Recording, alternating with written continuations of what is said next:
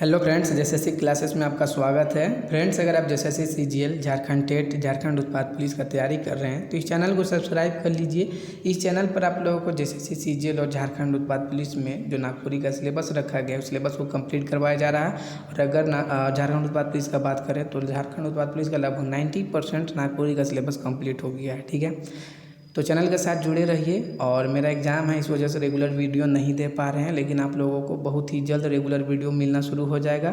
ठीक है, और बहुत जल्द हम लोग झारखंड जी के मैथ और साइंस का भी क्लास शुरू करने वाले हैं, तो चैनल के साथ जुड़े रहिए। ठीक है, हम लोग लोक साहित्य पढ़ रहे हैं। ठीक है, और लोक साहित्य में आज हम लोग लोकगीत पढ़ रहे थे। ठीक है, तो लोकगीत का हम लोग परिभाषा देख चुके हैं प्रीवियस लेक्चर में, तो आज हम लोग लोकगीतों का वर्गीकरण पढ़ेंगे।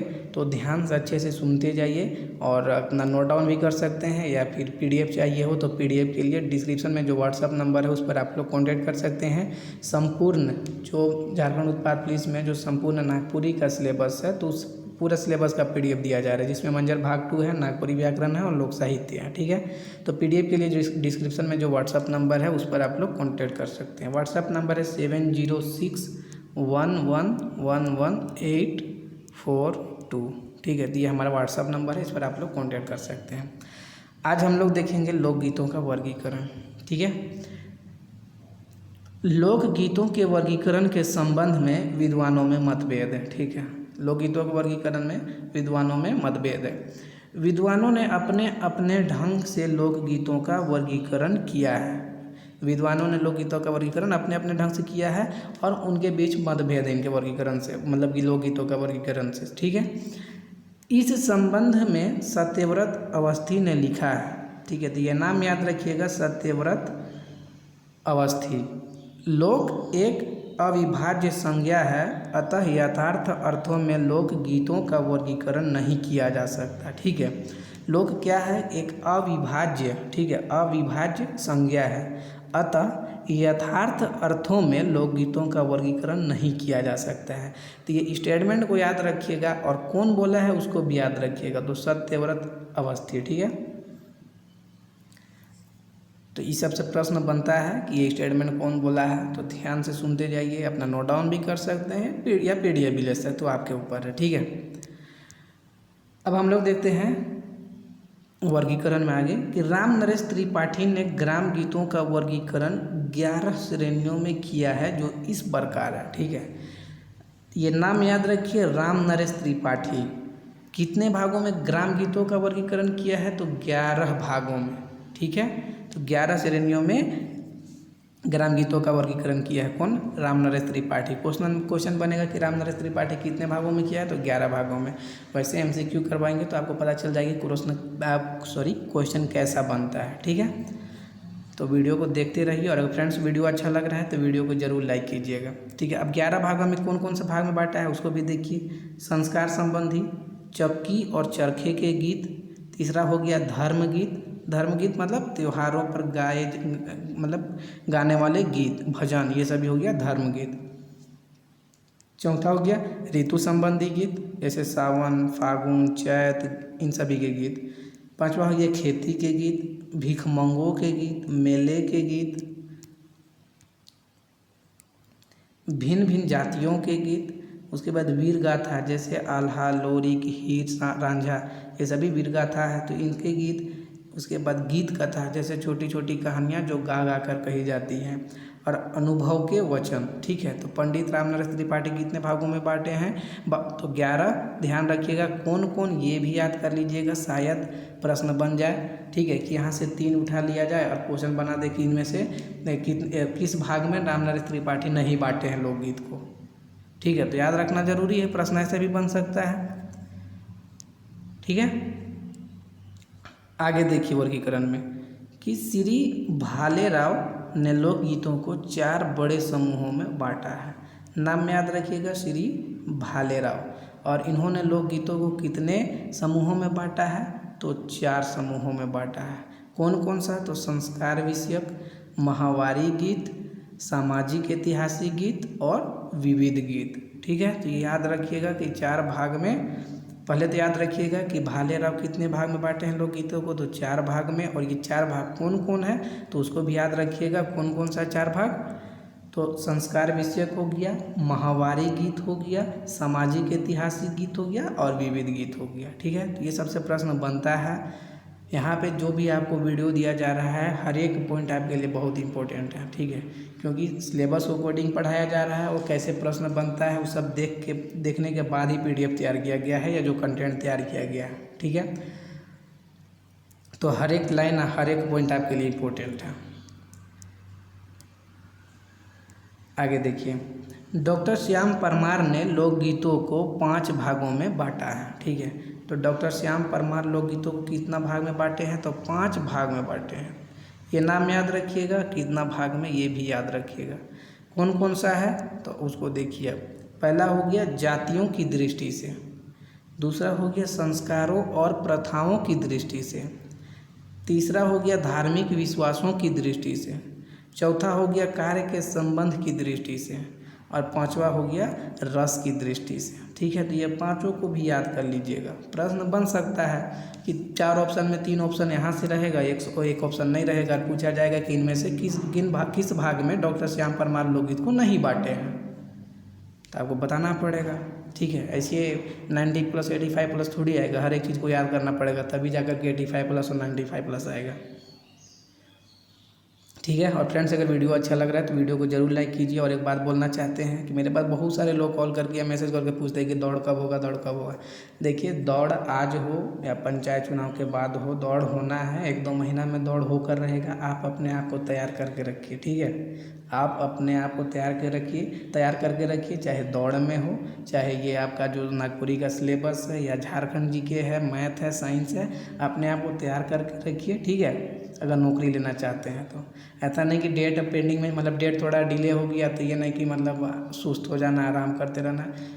ये दिमाग में बैठा लीजिए कि जो कंटिन्यू अभी है जॉब उसी का लगेगा। डेट बढ़ गया बोल के जो छोड़ दिया है पढ़ाई कर लिखाई करना, गारंटी बता रहे जॉब नहीं लगेगा। जो कंटिन्यू रहता है उसी का होता है जॉब। जितना भी जॉब लिया है आपके सराउंडिंग में, जितना भी आसपास पड़ोस में जॉब लिया होगा, उनसे जाके पूछिएगा, वो हर हाल में बोलेंगे कंटिन्यूटी। आपको कंटिन्यू रहना पड़ेगा। ऐसा नहीं कि डेट बढ़ गया तो पढ़ना छोड़ दिए। ठीक है, आप अपना कंटिन्यूटी बना के रखिए। ठीक है, और पढ़ाई करते रहिए। एग्ज़ाम 1 महीना बाद हो या 2 महीना बाद हो, एग्ज़ाम होकर रहेगा, ये दिमाग में बैठा लीजिए। ठीक है, आगे हम लोग देखते हैं। डॉक्टर कृष्णदेव उपाध्याय ने लोकगीतों का वर्गीकरण 5 भागों में किया है। ठीक है, कि डॉक्टर कृष्णदेव उपाध्याय लोकगीतों का वर्गीकरण कितना भाग में किया है, तो 5 भाग में। ये नाम याद रखिएगा, डॉक्टर कृष्णदेव उपाध्याय, और ये 5 याद रखिएगा कि 5 भाग में बांटे हैं। अब कौन कौन सा भाग में बांटे वो भी देख लीजिए।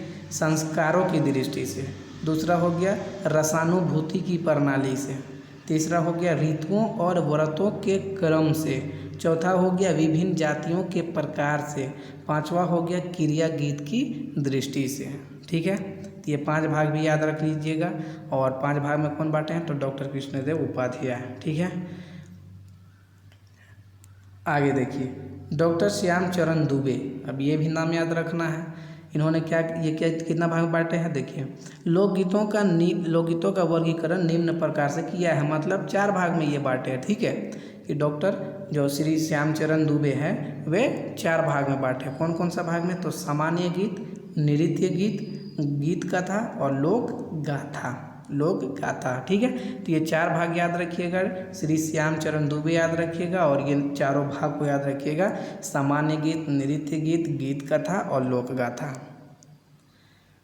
आगे देखिए, डॉक्टर कृष्णलाल हंस ने लोकगीतों को 6 भागों में बांटा है। अब डॉक्टर जो कृष्णलाल हंस है वे लोकगीत को कितना भाग में बांटे हैं, तो ये 6 भाग में बांटे हैं। कौन कौन सा, तो संस्कार गीत, ऋतु संबंधी गीत, श्रम गीत, ऐतिहासिक गीत, धार्मिक गीत और अन्य गीत। ठीक है, तो ये 6 भाग याद रखिएगा।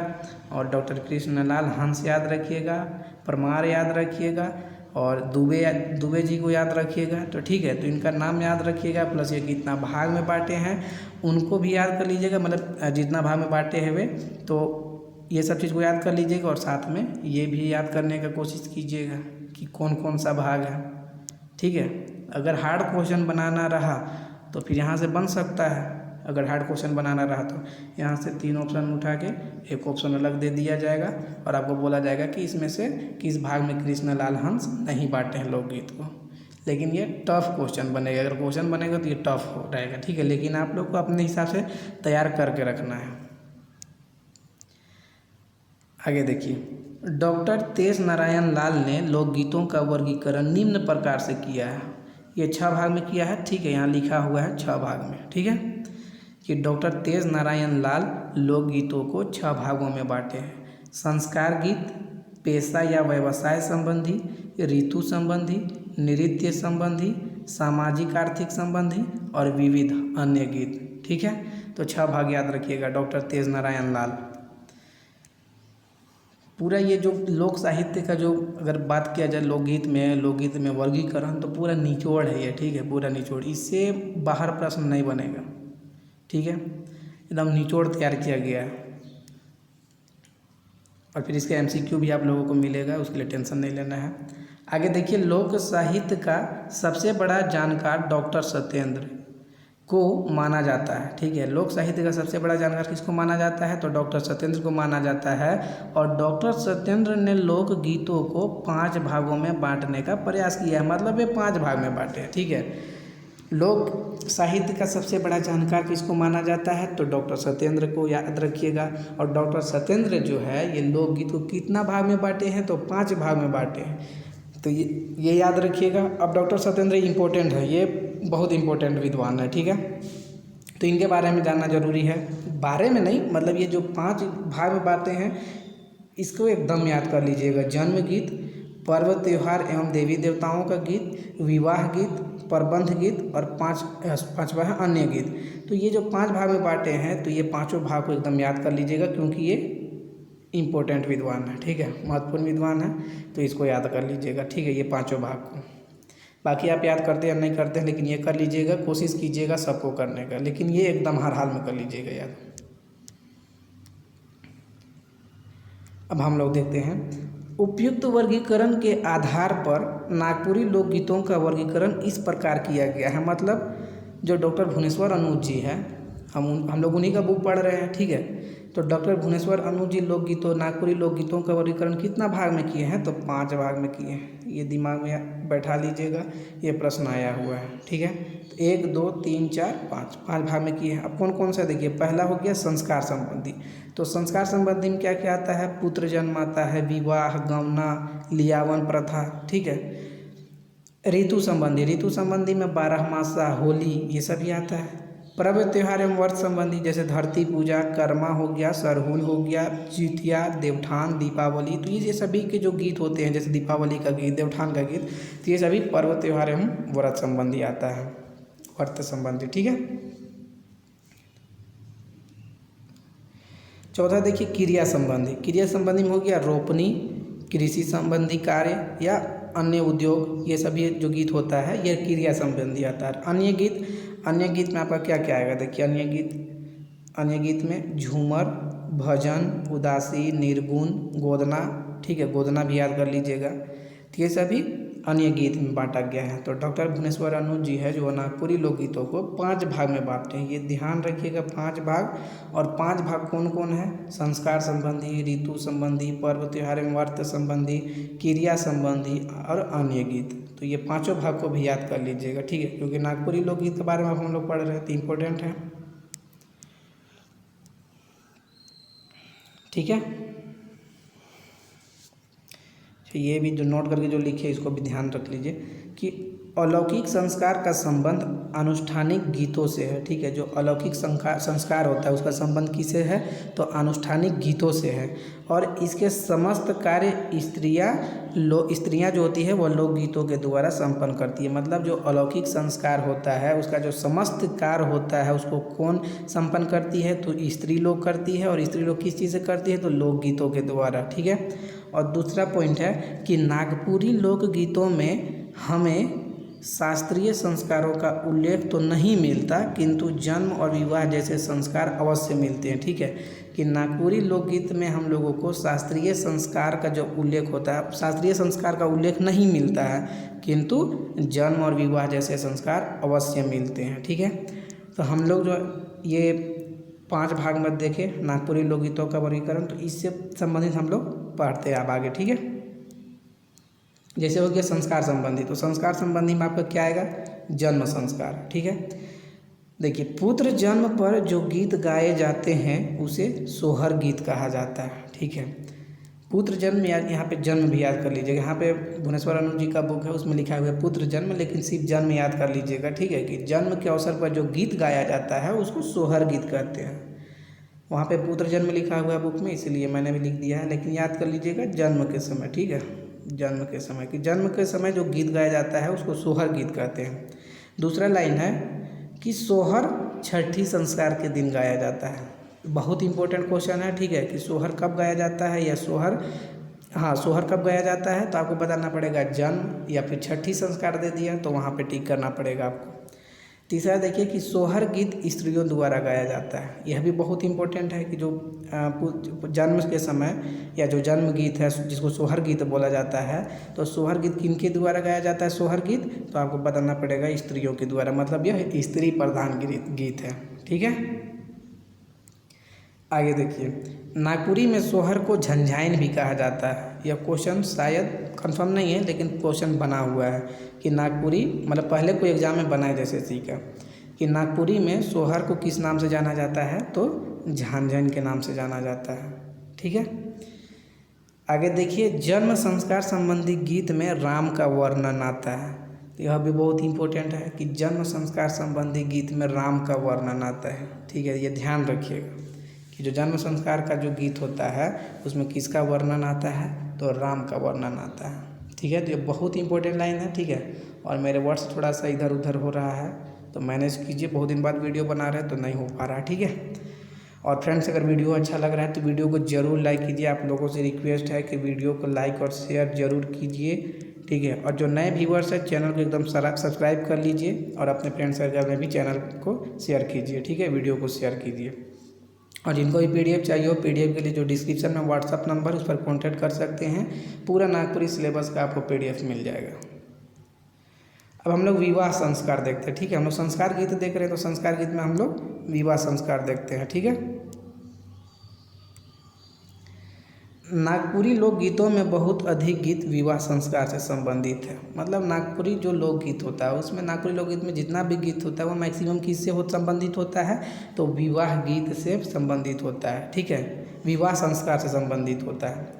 विवाह के सभी संस्कारों के समय स्त्रियां ही ये गीत गाती है, ठीक है। तो विवाह संस्कार के समय जो भी गीत गाया जाता है तो उन सभी गीतों को कौन गाती है, तो स्त्रियां गाती है, ठीक है। ध्यान रखिएगा। आगे देखिए वैवाहिक कार्यक्रम संपन्न होने के 16 दिन पूर्व से ही युवतियाँ, जो मतलब लड़कियां होती है, ठीक है, ठीक है। तो वैवाहिक कार्यक्रम संपन्न होने से 16 दिन पहले जो लड़की लोग होती है वह डमका, झूमर तथा लसुआ गीत गाती है, ठीक है। या मतलब गाती है और नृत्य करती है। विवाह के लिए मड़वा गाड़ा जाता है और गीत गाया जाता है, ठीक है। विवाह के लिए, मतलब जो विवाह संस्कार होता है उसमें विवाह के लिए मड़वा गाड़ा जाता है और गीत गाया जाता है। और विवाह के समय जो विवाह संस्कार है उसमें जितने भी गीत गाए जाते हैं वो सभी गीत को कौन गाती है, तो स्त्रियाँ गाती है, ठीक है। तो याद रखिएगा सोहर गीत भी स्त्री प्रधान है और जो विवाह गीत है वह भी स्त्री प्रधान है। तीसरा देखिए गौना गीत, ठीक है। ये सभी संस्कार गीत है, गौना गीत भी संस्कार गीत है। नागपुरी भाषी क्षेत्र में गौना की प्रथा अलग से प्रायः नहीं के बराबर है, ठीक है। गौना का संस्कार प्रायः विवाह के अवसर पर ही हो जाता है, ठीक है। पहला पॉइंट में बोला गया, पहला लाइन में, कि नागपुरी भाषा क्षेत्र में जो गौना की प्रथा है वह अलग से नहीं है। जो गौना का प्रथा है, जो गौना का संस्कार है वह प्रायः विवाह के अवसर पर ही हो जाता है। गौना के अवसर पर विवाह के गीत ही गाए जाते हैं। और जो गौना संस्कार होता है तो गौना संस्कार में किसका गीत गाया जाता है, तो विवाह संबंधी गीत गाया जाता है। विवाह संबंधी गीत कौन गाती है, तो स्त्रियाँ गाती है, ठीक है। तो गौना गीत भी कौन गाएगी, तो स्त्री लोग ही गाती है इसको भी, तो ध्यान रखिएगा, ठीक है। बहुत इंपॉर्टेंट है, ठीक है। तो ध्यान रखिएगा कि गौना संस्कार में जो गीत गाया जाता है उस समय गौना संस्कार में विवाह के ही गीत गाया जाता है। विवाह का गीत कौन गाता है? तो स्त्री लोग गाती है। ठीक है, ध्यान रखिएगा, क्वेश्चन इस सबसे बनेगा, 100% बनेगा। ठीक है, और ये बहुत डीप में लिखा हुआ ये सारा चीज़। ठीक है, तो ध्यान से सुनते जाइए, अपना नोट डाउन भी कर सकते हैं या PDF भी ले सकते हैं। तो गौना संस्कार हम लोग देख लिए। अब हम लोग देखते हैं लियावन की प्रथा। ठीक है, तो लियावन की प्रथा शादी के समय ही होता है, विवाह के समय ही होता है। देखिए, इस अवसर पर वर पक्ष की ओर से वर सहित कुछ लोग बहू को लेने के लिए जाते हैं। इसके लिए देवठान के बाद किसी तिथि का निर्धारण किया जाता है। ठीक है, इसमें उतना इम्पोर्टेंट पॉइंट नहीं बन रहा है। ठीक है, जो लियावन की प्रथा है उसमें, लेकिन ये ध्यान रखिएगा कि जो लियावन की प्रथा होता है वह देवठान के बाद होता है। ठीक है, ये ध्यान रखिएगा। ये झारखंड जीके में भी पूछा जा सकता है और इसमें भी पूछा जा सकता है। ठीक है, तो देवठान के बाद लियावन की प्रथा होती है, याद रखिएगा। लियावन की प्रथा मतलब शादी से संबंधित है। ठीक है, तो इसमें भी शादी का गीत गाया जाएगा, और शादी का गीत कौन गाती है? तो स्त्री लोग गाती है। ऐसे लिंक करके चीज़ों को पढ़िए। ठीक है, इसको भी पढ़ लीजिए। इस अवसर का एकमात्र संस्कार है घर भरना। अगर क्वेश्चन बने कि घर भरना संस्कार जो है वह मतलब यह किसके अंतर्गत आता है, तो आपको बताना पड़ेगा। जो लियावन की प्रथा होता है उसके अंतर्गत आता है घर भरना संस्कार। ठीक है, इस संस्कार में विदाई के पूर्व 5 खाली घड़े रख दिए जाते हैं। ठीक है, 5, यह भी याद रखिएगा। डीप में बनना हो तो ऐसे भी बना सकता है क्वेश्चन की 5 खाली। ठीक है, 5 खाली घड़े रख दिए जाते हैं विदाई के पूर्व, और वर वधू से उसमें बारी बारी से हाथ डालने कहा जाता है और उनसे पूछा जाता है कि क्या घड़ा भरा है? दोनों कहते हैं भरा है। इस विधि के संपन्न होने के बाद वर वधू विदा होते हैं। ठीक है, तो ये चीज़ को बताना था, इसलिए यहाँ पे लिख दिए हैं। पहला ये चीज़ बताना था कि जो लियावन की प्रथा होती है वह देवठान के बाद होती है। मतलब शादी का जो शादी संस्कार होता है वह देवठान के बाद ही होता है। देवठान कब मनाया जाता है? तो ये याद रखिएगा, अगहन में मनाया जाता है। ये झारखंड जीके का बहुत फेमस क्वेश्चन है, इस टाइप का प्रश्न बनता है। ठीक है, वैसे अभी झारखंड जीके पढ़ाएंगे तो कैसे प्रश्न बनता है, आपको किस टाइप से पढ़ना है, सब कुछ अच्छे ढंग से कंप्लीट करवा देंगे। ठीक है, तो कुछ दिन सिर्फ वेट कीजिए, झारखंड जीके भी क्लास शुरू हो जाएगा। और ये जो प्रथा है, जो घर भरना प्रथा या संस्कार है, यह लियावन की प्रथा के अंतर्गत आता है, यह भी याद रखिएगा। और इसमें 5 खाली घड़े विदाई के पूर्व रखा जाता है। ठीक है, ये सब चीज़ों को याद रखिएगा, ये सबसे भी प्रश्न बन सकता है, ये गीत के अंतर्गत ही है। ठीक है, एक है मृत्यु संस्कार। ठीक है, हम लोग संस्कार संबंधी देख रहे हैं, तो मृत्यु संस्कार एक ही लाइन है और एक ही लाइन बहुत इंपॉर्टेंट है कि इस संस्कार के समय का कोई नागपुरी गीत उपलब्ध नहीं है। ठीक है, तो क्वेश्चन बनेगा कि निम्न में से मतलब हेठे देवल, नागपुरी क्वेश्चन बनेगा कि हेठे देवल में से नागपुरी क्षेत्र में कौन संस्कार कर गीत नहीं पावल जाइले। आपको क्या बताना पड़ेगा? मृत्यु संस्कार। ठीक है, तो याद रखिएगा, मृत्यु संस्कार का गीत नागपुरी क्षेत्र में नहीं पाया जाता है। ठीक है, तो ये था, हम लोग वर्गीकरण देख रहे थे। वर्गीकरण में हम लोग क्या देखे? संस्कार संबंधी देखे। उसके बाद हम लोग ऋतु संबंधी और पर्व त्योहार संबंधी देखेंगे आगे के लेक्चर में। ठीक है, और फिर MCQ आप लोगों को इसका मिल जाएगा। ठीक है, तो फ्रेंड्स, अगर वीडियो अच्छा लगा है तो वीडियो को ज़रूर लाइक कीजिए। अब हम लोग नेक्स्ट लेक्चर में देखेंगे इससे आगे। ठीक है, तो अपना ख्याल रखिए, मुस्कुराते रहिए, पढ़ते रहिए, और दौड़ना नहीं छोड़ना है और पढ़ाई लिखाई नहीं छोड़ना है, पढ़ते रहिए। ठीक है, थैंक यू।